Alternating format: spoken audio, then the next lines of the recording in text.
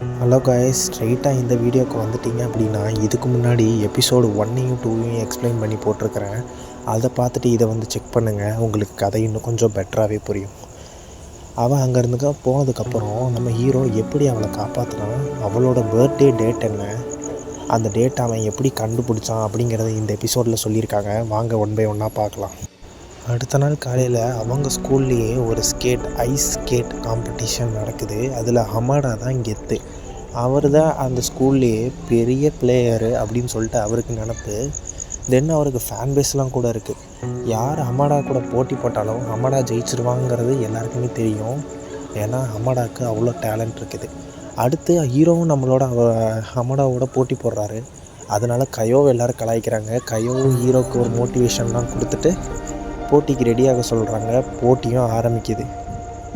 Hamada கூலாக இருக்கார். ஆனால் ரேஸோட ஸ்டார்டிங்லேயே சட்டூரோவோட ஸ்பீடு ஹமாடாவோட அதிகமாக இருக்கிறதுங்கிறத எல்லோரும் நோட் பண்ண ஆரம்பிக்கிறாங்க. ஹமாடாவுக்கு முடி பிதுங்குது. அவரும் என்னென்னமோ பண்ணி முன்னாடி வரணும்னு நினைக்கிறாரு. ஆனால் ஹீரோ ஹமாடாவுக்கு விட்டு கொடுத்துட்றாரு. இவர் இந்த மாதிரி செஞ்சதை பார்த்தோன்னே நம்ம கையோக்கு ஒரே டிசப்பாயின்மெண்ட். என்னடா இவன் இப்படி பண்ணிட்டானே அப்படின்னு. இதை கென்யா பார்த்துட்டே இருக்கிறாரு.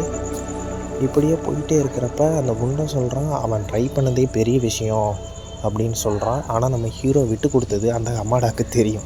அவன் வந்து நீ ஒன்று விட்டு கொடுத்து நான் ஜெயிக்கணும் அப்படிங்கிற ஒரு அவசியமே எனக்கு இல்லைடா, எனக்கு உன்னை மாதிரி சின்ன ஆளுங்களை பார்த்தாலே பிடிக்காது அப்படின்னு சொல்லிட்டு திட்டிட்டு போகிறாரு. ஆனால் அவங்க 3 ஃப்ரெண்ட்ஸும் அவரை என்கரேஜ் பண்ணுறாங்க.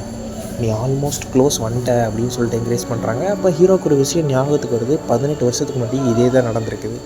அப்போது ஒரு விஷயத்தை புரிஞ்சுக்கிறாரு. நம்ம எதையுமே மாற்றலைன்னா எதையுமே இந்த வருஷத்தில் மாறாது அப்படிங்கிறதையும் புரிஞ்சுக்கிறாரு. தென் இதையும் கென்யா வாட்ச் பண்ணிக்கிட்டே இருக்கிறாரு. கையோ எங்கே போகிற, என் கூட பேசாமல் நீ எங்கே போயிட்டுருக்கிறேன்னு சொல்லிட்டு ஹீரோ போய் கேட்டதுக்கு அந்த பொண்ணு நீ எதுக்கு ரேஸில் தோத்த அப்படின்னு கேட்குறாங்க. அவன் தினமும் ப்ராக்டிஸ் பண்ணுறவன், அவன் ஜெயிக்கலைன்னா அவனுக்கு அது ஒரு டிசப்பாயின்மெண்ட். அதே நான் தோத்தா எனக்கு அது பெரிய விஷயம் இல்லை அப்படின்னு சொல்கிறாரு. ஓகே, நீ நானும் போய் சொல்கிறவங்க தான், செட் ஆகாது அந்த மாதிரி பேசிட்டு போயிடுறாங்க. தென் உடனே ஹீரோ வந்துட்டு ஸ்டாஃப் ரூமில் போய் கையோவோட பர்த்டேவை கண்டுபிடிக்க ட்ரை பண்ணிகிட்ருக்கிறாரு. கண்டுபிடிக்க ட்ரை பண்ணிகிட்டு இருக்கிறப்ப நம்ம சட்டூரோவோட பின்னாடி யாரோ வந்து கையை வைக்கிறாங்க. கையை யாரா வச்சது அப்படின்னு பார்த்தா அதுக்கு சட்டூரோவோட டீச்சர் தான். சட்டூரோ இங்கே என்னடா பண்ணிகிட்ருக்கிற அப்படின்னு கேட்குறாரு. அவர் வந்து ஒன்றும் இல்லை சார் அப்படின்னு சொல்கிறாரு. கையோவை பற்றி தெரிஞ்சுக்கலான்னு வந்தியான்னு சொல்லிட்டு கேட்குறாரு. பர்த்டேவையும் காட்டுறாரு. மார்ச் 2 இப்போ தான் ஹீரோக்கு ஒரு விஷயம் புரியுது. ஹீரோவோட பர்த்டேவும் கையோட பர்த்டேவும் ஒரே நாள் தான். சரின்னு சொல்லிவிட்டு டீச்சருக்கு ஒரு தேங்க்ஸையும் போட்டுட்டு அங்கேருந்து கிளம்புறாரு. அங்கேருந்து நம்ம ஹீரோ எங்கே கிளம்புறாரு அப்படின்னா நம்ம கையோவை தேடி. கையோ அந்த பார்க்லேயும் இல்லை. சரின்னு சொல்லிட்டு கையோ வீட்டுக்கே போகிறாரு. வீட்டுக்கு போயிட்டுருக்கிற அந்த வழியில் அந்த பேப்பர் ராக்கெட் மாதிரி ஒன்று, இது யார் பண்ணுவார்னா யூகி. அதாவது யூகி வந்துட்டு நம்ம ஹீரோவோட ஒரு சின்ன மென்டார் மாதிரி. சரின்னு சொல்லிட்டு ஹீரோ அவரை பார்த்து சந்தோஷம் அடைகிறாரு. சந்தோஷம் அடைஞ்சு யூகியோட வீட்டுக்கு போயிடுறாரு. யூகியோட வீட்டில் உட்காந்து 2 பேரும் பேசிகிட்டே இருக்கிறாங்க. யூகி நிறைய விஷயங்களை சொல்கிறாரு. தென் யூகி பேசிகிட்டே இருக்கிறப்ப அவரோட அவரோட புக்கில் இருந்து ஏதோ ஒரு புக்கை எடுக்க ட்ரை பண்ணிகிட்ருக்கிறப்ப சட்டூரோ கொஞ்சம் ஞாபகம் வருது. ஏதாவது சஸ்பீஷியஸாக அவன்கிட்ட நீ நோட் பண்ணியா அப்படிங்கிறத வந்துட்டு அவர் நினச்சி பார்க்குறாரு. அதே மாதிரி திரும்பி பார்க்குறப்ப அவரோட ரேக்கில் அடல்ட் புக்ஸ் இருக்குது. இதையும் ஹீரோ நோட் பண்ணுறாரு. ஆனால் பெருசாக ரியாக்ட் பண்ணல. பரவாயில்ல, இதெல்லாம் நார்மலான விஷயந்தான் அப்படின்னு சொல்லிட்டு யூகிட்ட நம்ம சட்டூரோவும் சொல்கிறாரு. நம்ம யூகி அதுக்கு பார்த்துட்டு நீ கொஞ்சம் மெச்சூர் ஆகிட்ட சட்டூரோ, உனக்கு ஃப்ரெண்ட்ஸ் கிடச்சிட்டாங்க, உன்னை நினச்சா எனக்கு சந்தோஷமாக இருக்குன்னு சொல்கிறாரு. ஹீரோ டைரெக்டாக அதுக்கப்புறம் கையோ வீட்டுக்கு வந்து பார்க்குறாரு. கையோவோட பேகு கீழே கிடக்குது. என்னடா அது, பேகு கீழே கிடக்குது, க்ளவுஸ் இந்த மாதிரி பிஞ்சு கிடக்குது அப்படிங்கிறதையும் நோட் பண்ணி பார்க்குறாரு. அப்புறம் பக்கத்தில் இருக்க ஸ்டோர் ரூமுக்கு அந்த பாதை போகுது.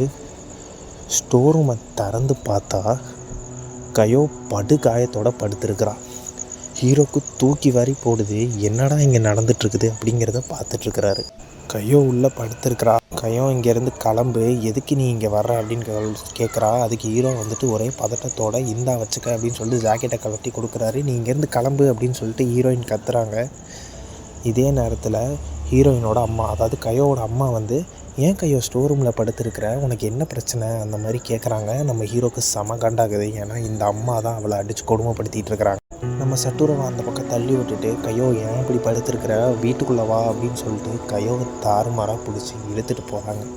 சேம் டைம் நம்ம சட்டுராவும் ஹீரோயினை பார்த்து கேட்குறாங்க, ஏன் உனக்கு இந்த அடியெலாம் பட்டிருக்கு, அதெல்லாம் எங்கேருந்து வந்துச்சுன்னு கேட்குறான்ல. சொல்லு கையோன்னு அவங்க அம்மா சொன்னோன்னே, நான் இந்த மாதிரி ஒரு பள்ளத்தில் வந்துட்டு தெரியாமல் தடுக்கி விழுந்துட்டேன், மேலேருந்து விழுந்துட்டேன், அதனால தான் இந்த அடியெலாம் பட்டுச்சு அப்படின்னு சொல்லிட்டு ஹீரோயின் வந்து ஹீரோட்ட பொய் சொல்லியிருக்காங்க. உடனே ஹீரோக்கு வந்துட்டு அது புரியுது, நீ நானும் பொய் சொல்கிறவங்க தான் அப்படின்னு சொல்லிட்டு ஹீரோயின் அப்போ சொன்னது என்னென்னு அப்படின்னு சொல்லிட்டு சரின்னு ஹீரோ ரொம்ப ஹேட் ஆகுறாரு. தேவை அவங்க அம்மா உள்ளே கூட்டிகிட்டு போகிறாங்க. உள்ளே கூட்டிகிட்டு போய் சும்மா இல்லாமல் ஒரு வாஷ் மிஷினில் ஃபுல்லாக தண்ணியை நொப்பி அதில் கையோட ஃபேஸை வச்சு அவன் மூச்சு கூட விட முடியாத அளவுக்கு உள்ளே தள்ளுறாங்க. பத்தாக்குறைக்கு அதில் ஐஸையும் போடுறாங்க. இதெல்லாம் பார்த்துட்டு இருந்த கையோட அப்பா, எனக்கு கொஞ்சம் ஐஸை விட்டு வைங்கடா, நான் சரக்கு அடிக்கிறதுக்கு எனக்கு வேணும் அப்படின்னு சொல்கிறாரு. இப்படி ஒரு அப்பா அம்மாட்ட மாட்டிக்கிட்டு கையோ தினமும் சைல்டு அப்யூஸை அனுபவிச்சிட்ருக்கிறான். இவ்வளோ கஷ்டப்படுறாங்கிறத நம்ம ஹீரோ புரிஞ்சுக்கிறாரு. அடுத்த நாளே வந்துட்டு என்ன ஆகுதுன்னா, February 22 ஹீரோயின் ஆளே காணோம். ஏன்னா ஹீரோயின் என்ன பாடுபட்டுட்டு இருந்தான்னு சொல்லிட்டு நம்ம சட்டுரோவுக்கு தெரியும். லேட்டாக தான் அவள் ஸ்கூலுக்கே வர்றான். உடனே நம்ம சார் வந்துட்டு, பரவாயில்ல லேட்டாவாச்சும் வந்தியே அப்படின்னு சொல்லிட்டு உள்ளே வர சொல்கிறாரு. கையும் உள்ளே போய் உட்காட்றா. அப்புறம் லன்ச் மணி கலெக்ட் பண்ணுறாங்க. ஹீரோயினும் சேர்ந்துக்கிட்டு லன்ச் மணி கலெக்ட் பண்ணுறாங்க. ஒரு வழியாக கலெக்ட் பண்ணி முடிக்கிறாங்க. அதுக்கப்புறம் ஹீரோ போயிட்டு ஸ்டாஃப் ரூமில் இந்த மாதிரி அவங்க அம்மாவை அடித்தாங்க, நான் அதை பார்த்தேன், இதெல்லாம் நடந்துகிட்ருக்குன்னு சொல்கிறாங்க. அந்த சாரும், நான் ஒரு தடவை சைல்டு கேரில் கம்ப்ளைண்ட் பண்ணிட்டேன், போதிய ஆதாரங்கள் கிடச்சதுக்கப்புறம் அவங்களே அவங்க அம்மாவை அரெஸ்ட் பண்ணிடுவாங்க, நீ கவலைப்படாத அப்படின்னு சொல்கிறாரு. எனக்கு ஒன்றும் அவங்க மேலே நம்பிக்கை இல்லைங்க சார். சரின்னு சட்டுரோ வந்ததுக்கப்புறம் சட்டுரோவோட டெஸ்கில் பார்க்குறான். அவனும் ஹீரோயினும் சேர்ந்து கலெக்ட் பண்ண லன்ச் அமௌண்ட்டை காணோம். சட்டுரோவுக்கு என்ன பண்ணுறதுனே தெரியல. சரி ஓகே, சார்கிட்டே டைரெக்டாக சொல்லிடலாம் அப்படின்னு சொல்லிவிட்டு எந்திரிச்சு நின்று சார்கிட்ட, சார் நான் கலெக்ட் பண்ணி வச்சுருந்த லன்ச் அமௌண்ட்டை காணோம் அப்படின்னு சொல்கிறாரு. சொன்ன உடனே பக்கத்தில் இருக்க இன்னொரு பொண்ணு எந்திரிச்சு, இந்த கிளாஸ்லேயும் ரொம்ப ஏழையுமான ரொம்ப சைலண்ட்டான ஒரு பொண்ணுனா அது கையோ தான், அவள் தான் திருடி இருக்கணும் அப்படின்னு சொல்லிட்டு அவள் சொல்கிறா. ஹீரோக்கு செம டென்ஷன் ஆகுது. எல்லாருமே வந்துட்டு அது கரெக்டு தான், ஏன்னா அவள் ஏழை, அவள் தான் பணத்தை திருடி இருப்பா அப்படின்னு சொல்லிட்டு பேசுகிறாங்க. அவள் ஒரு கெட்ட பொண்ணு திருடி அப்படின்னு சொல்லிட்டு இது பண்ணுறாங்க. பார்த்தா சேம் டைம் கையோட பேக்லேயுமே அந்த பணம் இருக்குது. நான் தான் சொன்னேன்ல, அவள் தான் திருடி அப்படின்னு சொல்லிட்டு அவள் கத்துறா. உடனே நம்ம ஹீரோ டென்ஷன் ஆகி, அவள் திருடியும் இல்லை, அவள் ஏழையாக இருக்கலாம், ஆனால் அவள் திருடியாக இருக்கணும்னு அவசியமே இல்லைன்னு சொல்லிட்டு கத்திடுறாரு. ஹோல் கிளாஸுமே நம்ம சட்டுரோவை தெரியும் பார்க்குது. கையோ உட்பட எல்லாருமே பார்க்குறாங்க. செம ஷாக் ஆகிட்டாங்க. அந்த திட்டின அந்த பொண்ணு ரொம்ப அழுக போயிடுச்சு. எல்லாத்தையுமே கென்னியாக வாட்ச் பண்ணிக்கிட்டே இருக்கிறான். சரி ஓகே அப்படின்னு சொல்லிட்டு அன்றைக்கி ஈவினிங் கையோவும் சட்டுரோவும் கிளாஸில் இருக்க குப்பையெல்லாம் க்ளீன் பண்ணுறதுக்கு 2 குப்பை தொட்டி எடுத்துகிட்டு போயிட்டுருக்குறாங்க. கையோ வந்துட்டு, எனக்காக நீ அப்படி பேசுனதுக்கு ரொம்ப தேங்க்ஸ்னு சொல்கிறான். சட்டுரோ வந்துட்டு, ஃப்ரெண்ட்ஸ்குள்ளே அதெல்லாம் சகஜம், அந்த மாதிரி பேசிகிட்டே இருக்கிற இந்த டைமில் கையோ ஒரு உண்மையாக சொல்கிறா. கையோவும் அந்த பொண்ணும் 3rd ஸ்டாண்டர்ட் படிச்சுட்ருக்கப்ப அவளோட டிப்பன்ஸில் நம்ம கையோ எடுத்து டோருக்கு, அதாவது விண்டோவுக்கு அந்த சைடு தூக்கி எரிஞ்சிட்டதாகவும் சொல்லிட்டு ஒரு உண்மையை சொல்கிறா. நம்ம கையோ லேஸ்பட்ட ஆள் இல்லை, பழி வாங்கிட்டே தான் இருந்திருக்கிறா. அதுவும் இல்லாமல் இன்னொரு இன்சிடெண்ட்டையும் சொல்கிறா. அந்த பொண்ணு நம்ம கையோவை ஒரு நாள் கிறிஸ்மஸ்க்கு இன்வைட் பண்ணி அவளோட வீட்டில் எவ்வளோ பெரிய ட்ரீ இருக்குதுன்னு காட்டுறதுக்காகவே அவளை இன்வைட் பண்ணதாகவும், அந்த மரம் அழகாக தான் இருந்துச்சு, ஆனால் என்னால் அதை அஃபோர்ட் பண்ண முடியாதுன்னு ஹீரோயின் சொல்ல, நம்ம சட்டுரோ அவளுக்காக ஒரு க்ளவுஸை வாங்கிட்டு வந்திருக்கிறாரு. அந்த க்ளவுஸ் தான் பிஞ்சு போச்சுல்ல, அதனால் புது க்ளவுஸ் வாங்கிட்டு வந்து கொடுக்குறாரு. சரின்னு சொல்லிவிட்டு கையோவை நம்ம சட்டுரோ ஒரு மிஸ்டீரியஸான ஒரு இடத்துக்கு கூட்டிகிட்டு போகிறாரு. கூட்டிகிட்டு போயிட்டுருக்கிற அந்த டைமில் 2 நரிங்க, அதாவது அந்த இடத்துல சுற்றிட்டுருக்குற அந்த நரிங்க நம்ம சட்டுரோவையும் கையோவையும் பார்த்து ரவுண்ட் அடிக்குதுங்க. ரவுண்ட் அடித்து முடிச்சுட்டு போனோடனே நம்ம சட்டுரோ சொல்கிறாரு, அது 2ம் கண்டிப்பாக கப்புள்ஸாக தான் இருக்க முடியும் அப்படின்னு சொல்கிறாரு. ஏன்னா அந்த 2 நரியும் ஒன்றா ஓடும். திரும்பி பார்த்தா இவங்க 2 பேருமே ஒன்றா தான் நின்றுட்டுருப்பாங்க. டக்குன்னு ஒரு பிளிப் அடித்து 2 பேரும் பிரிஞ்சுப்பாங்க. டேய் நீ என்னடா என் கூட நின்றுட்டுருக்கிற அந்த மாதிரி சொல்லிவிட்டு 2 பேரும் இதையெல்லாம் பேசி முடிச்சுட்டு மலையை ஏறி வரான் சட்டுரோ கூட கையோவும் வரா. அப்புறம் சட்டுரோ கையோவுக்கு ஒரு மரத்தை காட்டுறான். அந்த மரம் உண்மையிலேயே ரொம்ப அழகாக இருக்குது. அந்த மரத்தில் கிளை மட்டும்தான் இருக்குது. அந்த கிளையில் ஐஸ் க்யூப்ஸும், அந்த ஐஸ் க்யூப்ஸ்க்கு பின்னாடி இருக்கிற ஸ்டார்ஸ் வந்து அது ஒரு கிறிஸ்மஸ் ட்ரீ மாதிரி காட்டுது. சட்டுரோ எப்படின்னு கேட்குறான். நீ என்ன முட்டாளான்னு சொல்லிவிட்டு அவள் திருப்பி கேட்குறான். ஆனால் உண்மையிலேயே அந்த மரம் ரொம்பவே அழகாக தான் இருக்குது.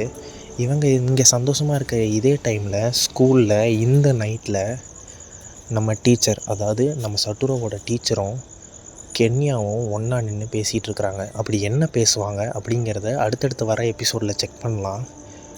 உங்களுக்கு என்னோடய எக்ஸ்ப்ளனேஷன் விதம் ரொம்ப பிடிச்சிருந்தாவும் இல்லை அடுத்து நம்ம என்ன பண்ணலாம் இதை இம்ப்ரூவ் பண்ணுறதுக்குங்கிறத கமெண்ட்ஸில் சொல்லுங்கள். அடுத்த எபிசோடில் சந்திக்கலாம்.